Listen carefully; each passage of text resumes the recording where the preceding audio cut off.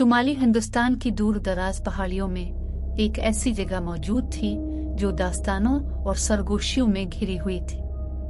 मकामी लोग इसे भूतिया पहाड़ कहते हैं, जिसका मतलब है पर्यावा पहाड़। ये पहाड़ नामालूम गुमशुदगियों, भूतों की सूरतों और ठंडक आमेज मुकाबलों के लिए बदनाम था, जिसने इसे हर मुसाफिर के नक्शे पर एक मनहूस मकाम बना दिया।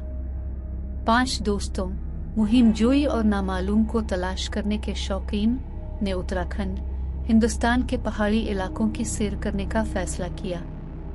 जमीन पर सर्दियों के उतरते ही वो बर्फ पोश चोटियों के सनसनी और बर्फ से ढके जंगलों की दिलफरेब खूबसूरती की तलाश में थे।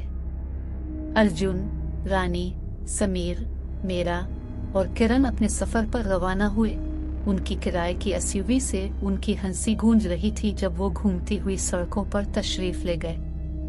जो वो अपनी मंजिल के करीब पहुंचे, बर्फबारी इतनी ही घनी होती गई और इर्द गिर्द का माहौल सुनसान हो गया।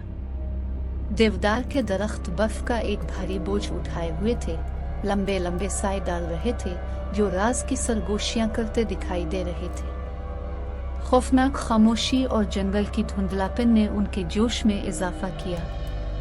वो भूतिया पहाड़ के दामन में वाक़े एक दूर उफ्तादा गांव में पहुंचे।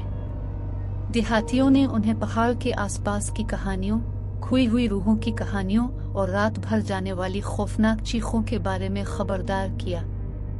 गांव वालों की वार्निंग को नजरअंदाज करते हुए दोस्तों ने चढ़ाई जारी रखी।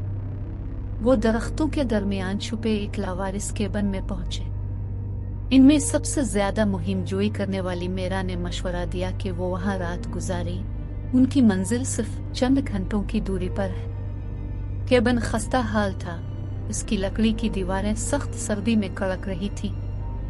मोमबत्ती की रोशनी के साथ दीवारों पर खौफनाक पेंटिंग्स जिंदा होती नजर आती थी, जो खौफ और मायूसी की कहानियों की अक्कासी करती थी। जैसे ही रात हुई, दोस्त आग के गिर्द इकट्ठे हो गए। गर्मी उनकी रूहों में दाखिल होने वाली सर्दी को रोकने में नाकाम रही। हुआ एक सुगवार रूह की तरह चीख रही थी और केबन जवाब में करा रहा था।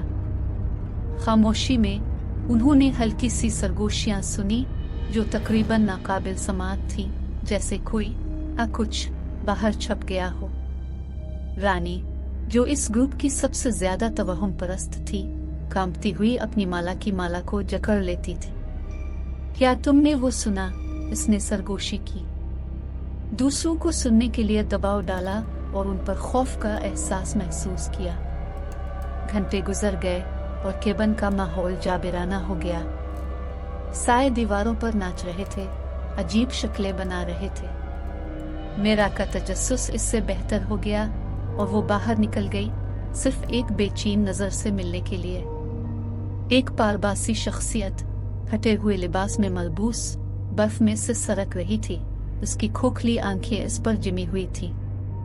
मेरा की चीख रात को छेद गई और वो तेजी से केबन में चली गई। दोस्तों ने दरवाजों और खिड़कियों को बंद कर दिया, लेकिन खौफनाक आवाजें और भूत प्रेत उन्हें परेशान करती रही। इसके बाद की रातें बेख्वाब थी।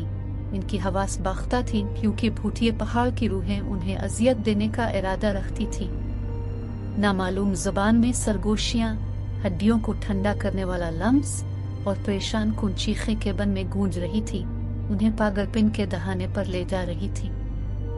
फरार होने की बेचैन कोशिश में वो एक बार फिर बर्फानी तूफान के जरिए बाहर निकले, लेकिन ऐसा लगता था कि पहाड़ का कोई खात्मा नहीं।